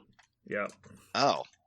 They started playing game at the shop on Tuesday while I'm working, so I was like, I guess I'll play it. Okay. Sounds fun. Rogue Trader sounds like a fun. What is the system they use? Is it like D10, D20? It's a percentile dice, so basically D10. It's really just a really convoluted way to do D20, because it's based in increments of 5 percentage points, basically. Which anyone who understands math knows that's 1/20th of a percent of like a fractional or whatever. And so yeah, it's just fine. But you're basically trying to check under your stat, and so like you rank up weapon skill, and it's like my guy has like a 53 weapon skill, and so when I rolled a hit, I'm rolling percentiles, wanting low to get under my attack stat. Mm-hmm. And then if I'm doing something that's favorable, like I'm all out attacking, I'm not trying to defend myself, I get a bonus to my weapon skill. And if I'm being extra guarded, then I get a negative to my weapon skill to represent that. But it's an interesting, brutal game. Things die really quickly. Yeah, I was wondering. Do they all try to simulate the grimdark by making things pretty fast? Yeah, it's kind of similar to old. I think it's referred to as Chart Master. I can't remember I think it's Dungeon Master or Roll Masters or Crit. I don't know. I can't remember the name of the system, but it's basically anytime something important happens, you have to look up a chart and then you roll a d20 to see what happens. And so like in the game, if you do, you have a set amount of hit points, but you don't suffer. Nothing happens when you go past 0, right? Mm-hmm. Just any damage you suffer past your hit points is critical damage, kind of like X-Wing. It's like once your shields are gone, you're drawing damage cards, but they're all face up. I see. But there's no hull points. You just draw until your ship fucking explodes. And so, like if you take damage from a rending weapon, you'll roll rending critical damage. And so you'll roll a d10 plus the total damage they've suffered past 0. And then you'll roll on the critical table. But basically anything over like a 6 is dead. Is there like an expectation you're making characters fairly often just because of like how cheap life is in the 40K universe? I don't think you're supposed to be dying a lot. Rogue Trader's like the medium ground. Okay. So like the original game was Dark Heresy, which is supposed to be very, very bloody. Like you're supposed to have a good shot at dying in pretty much every adventure. Mm-hmm. Then Rogue Trader's a little bit more sustainable. Rogue Trader's probably closer to Vampire, and like and Dark Heresy is closer to like Hunter the Reckoning. Like you're expected to die at some point. It's like you're just seeing how much cool shit you can get done before you die. Right. And then Rogue Trader's more like, well, you're probably not going to make it, but like you're going to be through the most of the story. Okay. And then the next one is Death Watch, which is you play elite Space Marines, and so you don't die in that one. No. Like that. No, you're basically playing D&D 5th Ed. Like you can't die. Yeah. Like. Yeah, I know. So I tell you, I think I mentioned that I had the opportunity to play at my work. They were doing a D&D thing on Fridays, just like staff D&D, mm-hmm. And you told me like 5th Ed is just worthless, and I was like, I don't know, I'll check it out, and maybe it's something. And so I read up on it, I looked at a lot of stuff, I made a character, and I made a barbarian, and I went in there and I played one session, and I was like, well, see you later. like hope you guys have fun with this. It was just like Jim Carrey. Well, big gulps, huh? Well, see you later. It was like that was it. That was so boring. It was like you said, there was no risk. No, maybe this won't work out for me. No challenge. It was just It was like, well, I would like to take cover, but also spring attack and backstab this guy. And you're like, okay, wait, I can do that. You're like, yeah, just do whatever you want. I'm like, oh, okay. And it's like, oh, okay, you one-shot him. Good job. All right, and you're back in cover, out of line of sight, and hiding. You're like, what? Yeah. Like this should be like a level 30 character that could do this. You're like level 1, and you're like, why can I can move, I can attack, I can hide, I can do all this stuff. Yeah. Like my character has full casting progression because they're also like a cleric, and it's like, what the hell? Like you just like it's easy mode. Like everything just works. I've actually, because I clicked on things for D&D 5th Ed, the internet tries to give me more things, and all the stuff that I actually have keyed into at all about it is kind of like, Aaron, it kind of reminds me of Blood Bowl since they quit doing Blood Bowl, which is everyone was like, this game doesn't really work in the way that they printed it. We need to come up with a better way of playing this game. So like the way you told me like how they do tournament play for Blood Bowl. That's apparently the way that a lot of people enjoy 5th Ed, which is we're just going to make up our own rules. Like the base of the game is here. There's a lot of things we like about it. But in order to actually play a role-playing game with any sort of chops or suspense, we need to modify some core components of it. And so there's a lot of house rules apparently for a lot of D&D 5th Ed games, because those are printed online. You can find them if you want to do it. Yeah. But there's a lot of people that like 5th edition, and I don't have a problem with it. It's just not for me, right? Like it puts the focus of the game back on the story and less on the combat, which is fine.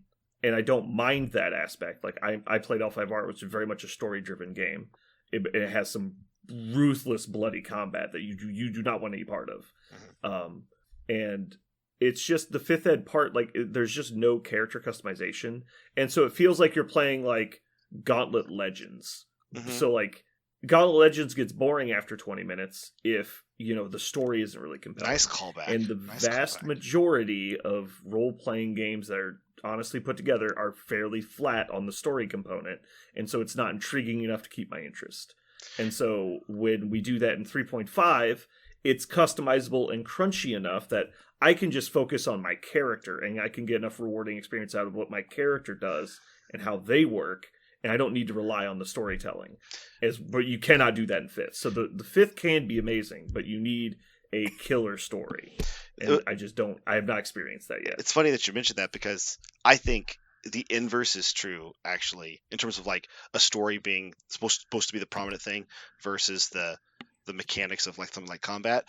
Because L5R, I feel like, does a really good job of making the players automatically invest in the story, because investing into combat, like you said, is so dangerous. Like you take one look at the combat rules and you're like, oh shit, anyone can die in minutes. Fuck. I'm just going. You're like, wait. So the guy hits me 60% of the time. He's like, yeah.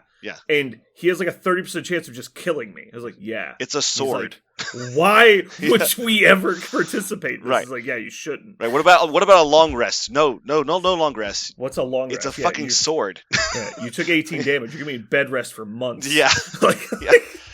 If you live, you will most likely never fully recover. You're just like, I suppose I'll talk to him instead. And you're like, yeah, you probably should. Yeah. You probably should just talk to him instead. You should probably use your immeasurable wealth to fix the situation. Right. Yeah, there is a lot of, but I think that's awesome. But 5th Ed doesn't have that. 5th Ed is, the answer could just be swing my club, because I am unstoppable, right? I'm the juggernaut. Why talk at all? I could just run through this. I guess, unless you play it that way. Well, I will be interested to see what you think of Rogue Trader, because I love the 40K universe so much. I would love to know if it's possible to have an RPG in the 40K universe. You can definitely play it. I think Rogue Trader is the best way to play in that universe, because they've got there's another one. There's 2 other ones actually. There's Dark Millennium, where you play like a guardsman squad that goes on like spec op missions and stuff, and then there's like a Chaos Rising one where you play like cultists or Chaos Marines. And so either of those could be cool as well. I think Dark Heresy, you play like an inquisitorial like retinue, but you're like not directly, you're like so far down the totem pole that you're just peons. So you're like retired cops and stuff, like you're just people.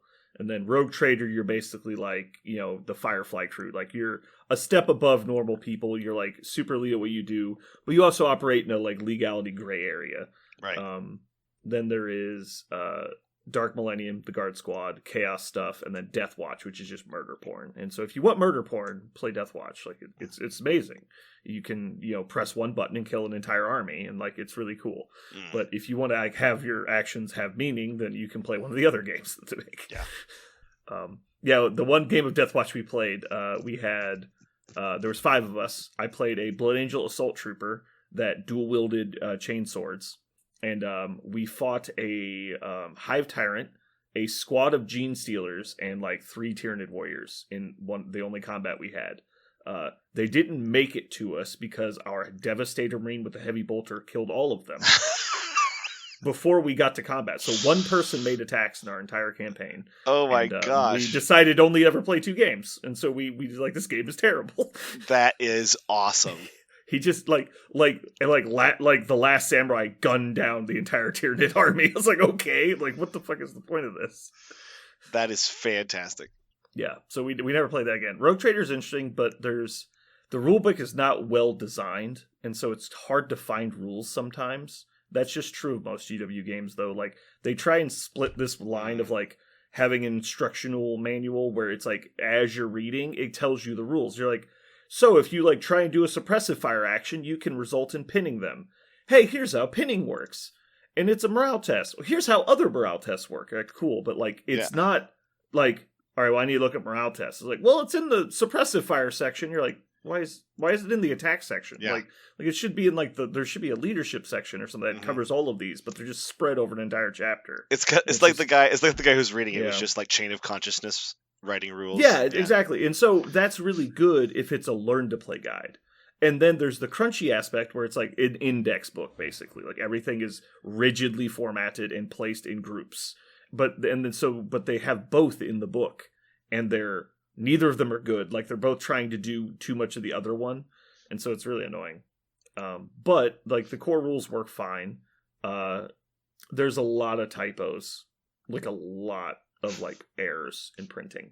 Like the class I play has 3 different stat misprints where they tell you the wrong stats for your character. Oh shit! Like the actual numbers are wrong. Yeah, there's several omitted special rules in the career, or not the career path, the know what's it I took mech boy, so I'm like an orc mech boy. That's a freebooter, but like they just omitted an entire rule that you're supposed to have as part of that. I found in the errata. They're like, oops, we forgot to put this in the final print draft. And we're like, I'm like, what the fuck? And then in my clan, the clan I play, which is Death Skulls, gives you an item called a charm. I have Googled this and checked every book they've printed. There's no reference to what a charm does in the entire game. I'm just like, thanks. Like, so my one character has like 4 or 5 major, like either misprints or omissions in like how their mechanics work. It's annoying. Yeah, that's quite like lack of polish, right? So yeah, I bash on like World of Darkness a lot when it comes to role-playing games because they have like the vampire, werewolf, mage, all that stuff. The problem is like, the rule sets are probably fine. I don't like them, but they're fine. Like, you don't have to like everything. The problem I have is like the way they build their worlds. Like you're not, they build worlds that you're not supposed to cooperate intentionally because it's just like the way that their worlds are. It's like vampires. You're supposed to all like be these schemy, like behind the scenes characters that don't interact well with each other, to the point where they have a rule in the game where like when you meet another vampire for the first time, you can like go into a frenzy because of like territorial dispute, like dogs that like don't like each other, and so you have to make a willpower test when you meet people, or you just go into a rage. And so like it's just a game that you don't play as a group, like you play individually, like as 5 separate people all talking to the same GM. And so that's like you have to navigate through that issue as a group. And so with a good group that knows how to navigate that, there's no problems, which is great. But there's a little bit of a similar thing in Rogue Trader. Is one of the classes you can play is the Rogue Trader. If people don't know, the Rogue Trader in the 40k universe is the only free person. Basically, there's like a whole cast of Rogue Traders which go out to the stars and can trade legally with anybody, including Chaos, Xenos, whatever it happens to be. So they basically have just like a complete diplomatic immunity. They can do whatever the fuck they want for the most part. There's some gray area lines that they're not supposed to go past, but they do sometimes. But like they basically get to do whatever they want. They're the only free people in the entire Imperium. But because of that, you're also like the level of wealth that you have as an individual, it like dwarfs civilizations sometimes in the game. Like you'll meet a single solar system race and you will have more amassed wealth and connections than their entire civilization. And so like, but that's all in the control of the one guy that took the Rogue Trader class. Everybody else is still a regular person that is like a slave and has a job, and like you have to listen to the Rogue Trader. So that Rogue Trader is a player in the game that can run into problems when he's just like, you guys go do this. And you're like, well, we don't want to. This is a dumb idea. Shut up and do what I said, slave. And you're like, well, that doesn't work. Like, and so it gets into that runs into a problem pretty quickly. And then and it usually ends up being an NPC controlled by the game master. But then it can also feel like, guys, we don't want to do this. Like we did this because we want to be pirates, and this guy's just bossing us around all the time. We have to go do the stuff we don't want to do. So basically, the rogue trader needs to be played by the best role player at the table, regardless of who that is, be it a player or a game master. Yeah. So, but sometimes that doesn't happen, and the game falls apart. Like, so that's another hurdle you need to avoid. Mm-hmm. That makes sense. That's interesting. So I talked your guys' ear off on role playing games. Don't worry, I fell asleep. Cool. I'm glad you got some sleep. Gotta get them Z's. I was fascinated by it, but I really love systems. I think systems, especially in games, are just so interesting. Yeah. I think it's probably the best sci-fi game I've played, but that's a short list. So, Anybody got anything cool they want to talk about before we get started? I found out something very interesting this week. Did you know that there are now more Panda Expresses on the planet than there are pandas?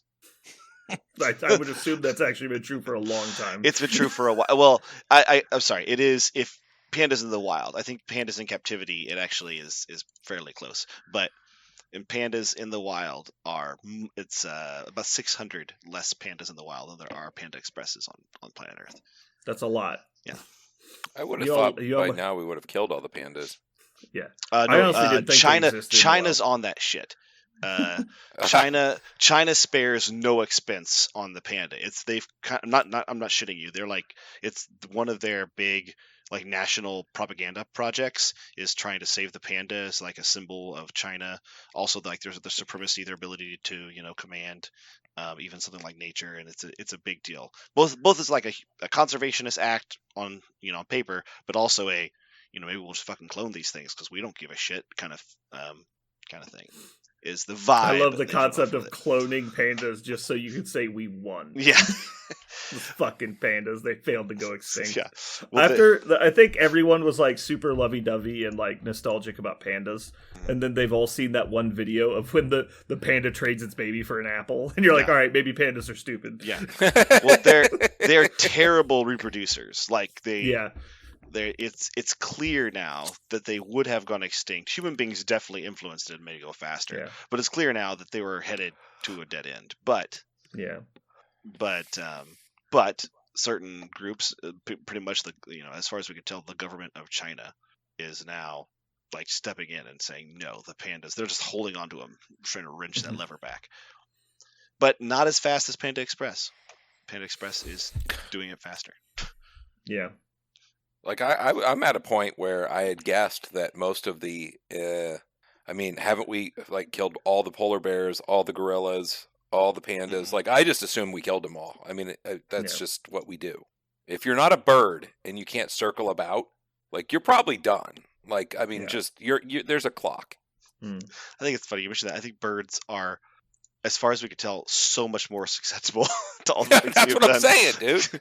like birds will be you around say, fucking forever. No, I'm saying they're much more You're saying susceptible. They're gonna die off first. Like we know Oh. for a fact, like insects and I think insects, we like since the Industrial Revolution, like we've lost like a huge biodiversity of insects, an enormous biodiversity of birds. Mhm. The actual bird population of America was thought to have declined by I think it's like nearly half since we introduced the house cat to the North American continent. Like that was it just crushed the native bird population, and also all the unnative birds like the sparrow and that kind of thing that came in and completely outcompeted the other birds. But the native bird population has been decimated by human beings bringing other animals here. That's one little piece I know. But so yeah, you think about the big ones, right? Like we don't like bears, we don't like mountain lions, so we shoot those away or we kill them because they look scary. But there's also all these other animals that we don't really give a shit about, but definitely also we have totally fucked by usually bringing over pets or meat. My favorite was the Russian radioactive boars. That's my favorite. My favorite is the 400 meters of electrified river just south of the Great Lakes. Because the carp, the famous carp that was introduced into some ponds and rivers in the southern United States to fight the overabundance of algae and the population of unwanted plant material in the rivers, and the carp did a really good job. It's an Asian carp variety, and they did a really good job of eating all that. But they also completely overpopulated and outcompeted all the other stuff. It's all the famous videos you see of the fish jumping up out of the water because they're the easily spooked ones. They're the ones that hit people in the face and cause all the damage, and they also destroy wildlife, scrape the undersea, the freshwater environments barren. And so they've slowly made their way up the tributaries towards the Great Lakes. And in order to protect Great Lake fishing, which is, billions of dollars every year worth of fishing, they have, through the one tributary that they know the carp can get through, they have electrified 400 meters of it. So that any fish, like stun or kill the carp. Yes, so that any fish that gets close to this tributary gets stunned or killed. But the barges can go through. As long as the people on the barge are wearing a rubber-soled shoe, you can safely go through it. Fun fact, though, the barges are so big and their iron holes are so large that there are little crevices in them, where the different parts of the barge meet and have been welded together. And in those little crevices, it's been shown that small fish can make it because they hide in those crevices to get easy motion, because it's kind of the current is less right there, so they'll use it kind of as to piggyback up and down the river. And so they've shown that very, very small fish can fit into those crevices. And so yeah, and they're shielded by the electricity. Yeah, they're shielded by the huge iron hole, and apparently it does something to the current that makes it so they don't get stunned very easily. And so the researchers are always looking for a better way to alternate the current and to change the current and to what safely can we electrify the water to be that won't electrify the people on the boats. At one point, they had to shut down the channel for maintenance to all this electrical equipment they have underneath the water, and in order to do that, they just completely fucking Agent Orange poisoned it. Just shock bombed the entire thing to kill every living possible creature for the 48 hours they needed to go down with scuba gear and fix this stuff. We're just dumping in barrels of chlorine. Yeah, just fish. Just fucking nuked this. I don't know how they did it safely and not of course ruin the water and the lakes, but I guess the lakes are insanely large, right? It's insane how much fresh water is in those lakes. But yeah, so if you ever try to paddle up a river trying to go all the way to the Great Lakes, you cannot. The Army Corps of Engineers will stop you and say you got to get your boat out unless you're a barge with certain clearance, because we've electrified this half kilometer. Yeah, I was reading something about that too, and I assume it was a different situation, but they said they brought in it was some kind of snake, I think, to deal with a specific kind of frog or something. And then but the snake's now eating all the fish or something. I don't know. It was weird. Oh no, it was a kind of catfish. They brought in a kind of catfish to deal with some kind of small amphibian, and then it's eating it, but now it's just killing all the other fish because it's eating everything. Right. And so there's no food left for the other fish. Early 1900s natural ecology was such a they would say things. Could you imagine being there this creature we found on this remote island is completely voracious, insanely aggressive. It will kill anything. It's perfect for my pond in my backyard because I have a big problem with some bugs back there, and so it's surely going to eat them all. Well, yeah, it does. Well, I mean, think about the entirety of human history, and it's we didn't have the infrastructure or ability to affect nature on that scale. And so there was just the common knowledge, well, I mean, what could you even do? That Mother Nature will not just laugh at you for. It's well, turns out it's actually, once you understand it, it's very easy to throw shit out of balance. We just didn't know what the fuck we were doing for so long. You're right. We didn't have the transportation either, right? To move something across continents like that, to actually put it in a place where it was not just going to die. Yeah. It's hell, dingoes. The entire continent of Australia is basically just because humans fucked with it. What's important is I was at a movie theater and I saw the entire Cocaine Bear ad. Yeah. Oh man, it looks so good. I'm glad that it's just an obvious comedy, because I was really worried that it was going to try and take itself seriously. Yeah, it looks like comedy, kind of like horror almost. I love I love comedy horror. Like if it's in the vein of like Shaun of the Dead, if that's how it treats it, I'll be super happy Mhm. about it. Like everybody dies, definitely. Like it's scary, Yeah, but at the same time, hilarious. Like it's Tucker and Dale versus Evil. yeah. There's a scene or That's whatever. the best one. That's the That- best one. The bear's like eating all this cocaine or whatever, and they're like, "Where do we go?" And they're like, "Climb the trees." Bears can't climb trees, so they all climb the tree or whatever. The guy Yeah. looks over and goes, "Bears can climb trees." And you see this bear just fucking running up the tree. yeah. No. Yeah. All right. We should probably get into it. Did we ever decide officially what the topic was? We're doing the Avengers thing. Is that right? Well, yeah, just like why not meta? Yeah. Okay. And trivia. And trivia. We're doing the trivia. We're doing it. We'll see what the time looks like. All right. All the bets. I mean, I put plural on there because we know you're going to lose the next one. Multiple bets. Anyway, Adepticon. I do not have any emails that says that there's been any openings yet. same thing. I'm going to go, and I do not care if they have tickets. They will. I'm not worried about it. Yeah. I took the time off. I'm fucking going. Let's drive, Yeah, whatever. I'm going to be there. It'll be fun. We do need to decide if we're going to take the train or drive. I'm I'm driving. fine with either. You're driving? Yep. Why are you driving? I usually go by St. Louis and grab my friend. So, Oh. yeah. You went last time, right? When we grabbed him, or did you not go? Yeah. I went. Yeah, I- that's usually the trip. It's No, you didn't go. You didn't go last year. What are you No, talking not about? last year, but the year before, Oh. I think. Probably. Because it's like 4 hours, then I get to pause and be like, hey, what's up, dude? And then another 4 hours to Chicago. Hmm. The problem is that if you go through St. Louis at the wrong time, you add an hour to your trip. Yeah. Well, if he has other plans, then I'm not opposed to taking a train, but I like also having a vehicle while in Chicago. Sure, like it's definitely better than not. But there's usually a few people there that have cars that we can like get rides from and stuff too. Especially if we're in a hotel that's not at the fucking convention. Well, yeah, but like I'd rather have a car as well. I'm just saying we need to talk about it. Yeah. So anyway, football stuff. This is the most excited I've ever been to watch a week of football that doesn't include the Chiefs. Oh, I know, man. It's very cool. So just AFC playoffs is fucking insane this year. So we've got Justin Herbert and Trevor Lawrence. We've got Joe Burrow and what we were hoping Lamar Jackson, but it sounds like he's not going to play. And then, unfortunately, Tua is hurt, but like I wouldn't even put Tua in that category still. Josh Allen will be playing, whatever. But then the next round, we're probably going to see Trevor Lawrence versus Pat Mahomes, and then we're going to have Burrow and Allen probably playing each other, and then hopefully Pat and then one of the Burrow or Allen again. It's just absolutely insane. Like we've never had this level of quarterback talent in one conference. Yeah. It's insane.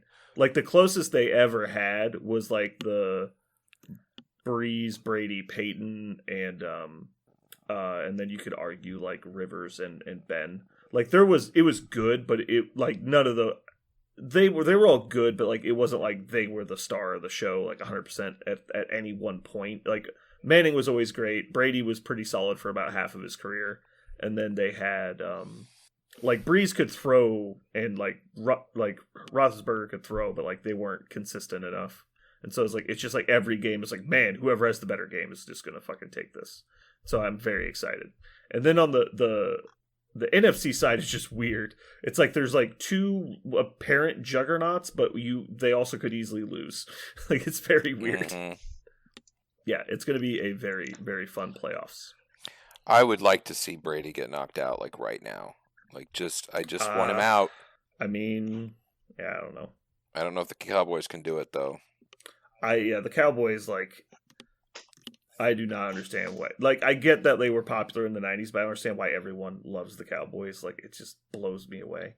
It's like the bandwagon everybody forgot to get off of. Like, I don't get it. They They've been sucked bad for a bunch so of long. years after the Like, I 90s, understand though. if you're a fan of a team because you're like, that's just like how you grew up. Like, I totally get it. Like, I'm a diehard fan of just Kansas City sports in general. And so I understand, but like when you're like, yeah, I'm from Milwaukee, and like, I started liking the Cowboys when I was 38 years old, and I'm like, what the hell is the matter with you? Like, it's like never stopped ever. Why? Yeah, they've Well, got there's one of the things is like by population, the 49ers and the Cowboys should be the two most popular teams in the NFL by like just pure number of people they have in their states, right? I mean the Niners. Well, I mean there's 3 I'm like, yeah, California teams. Oh wait, who else? Because Raiders You moved. didn't know there was 3 California No. teams? Raiders moved. The Chargers Yes. moved, right? Who's left? Yeah, they moved to LA. Oh, and then the okay. Rams moved to LA. Okay, now that's why I'm messing up. There was actually, you could argue, there was 4 California teams for like 1 year because the Raiders were Sorry, technically in a temporary stadium. in my mind, the only California team is the 49ers because they're the only ones that are consistently in California. Everyone else just moves around so much. And that's what I mean by I feel like it should be the Cowboys and the 49ers. Fun history lesson. Do you know who the other Dallas team was? It was the Oilers and... Nope. Oh, no, the Dallas team. That's right. That's Houston. There's 2 Dallas teams, actually. I forget. When you say it, I'll know it, but I do not remember. You will know it when I say it. So they were the Dallas Texans. The Texans. They moved to Kansas City in like 1967 and became the Kansas City Chiefs. Yeah. And then the Houston Oilers moved to Tennessee and became the Titans, and then the Houston Texans have now taken over our job of beating the Cowboys sometimes. Talk about a team that, like, God, it would be frustrating to root for. And I know I have friends who are Texans fans. Is the Texans? Oh my God, Bill O'Brien ruined that franchise. They were actually pretty good, and then he just drove them directly into the ground, and then like burned everything behind him.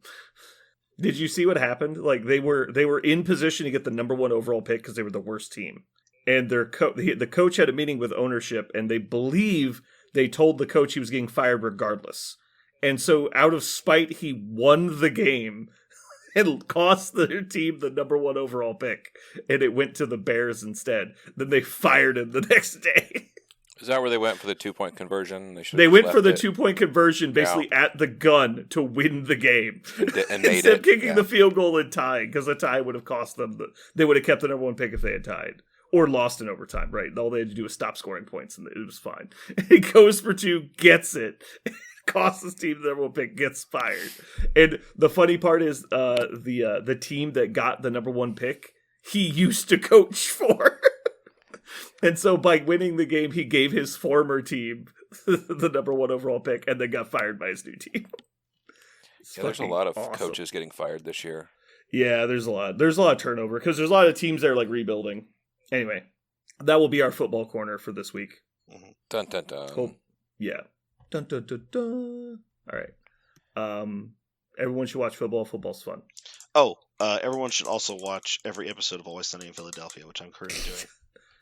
It's almost like this platform is 80% just to encourage people to watch Sunny. Yeah, I finally am just going through every single thing, and it's so much fun. I'm now doing it while I'm doing other things, like other things I should be paying attention to, like not driving yet, but it could be very soon because I don't want to stop watching Always Sunny. It's so good.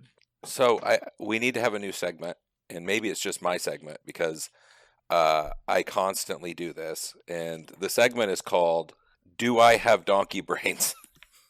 Because I swear to God, every game I do something fucking so stupid.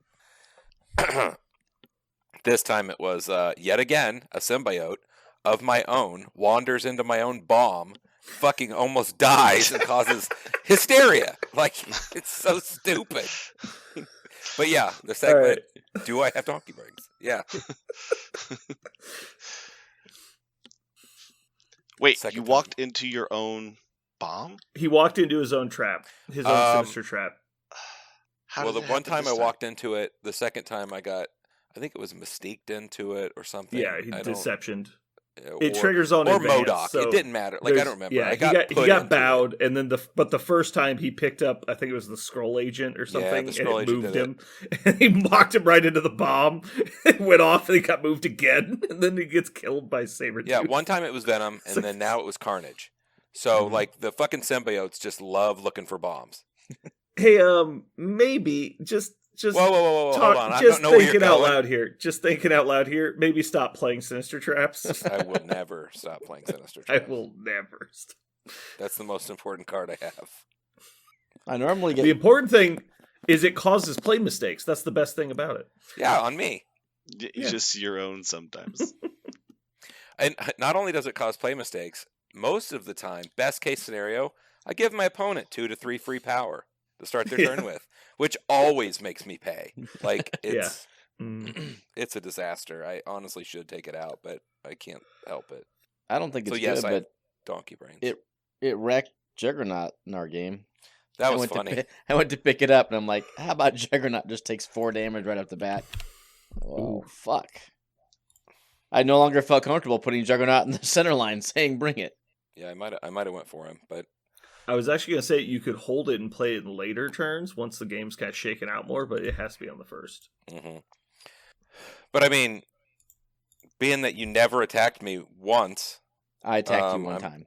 did you attack me One time. a time? I did. I put shock on you. I did no damage, but I wanted to shock Okay, you to good. give me options Good. later. Excellent. All right. Cool. I think we got a good one in today. We had some fun. All right. Well, I think I'm going to wrap it here. Yup. Anything else you guys want to come up with? Nope. All right. Until next time.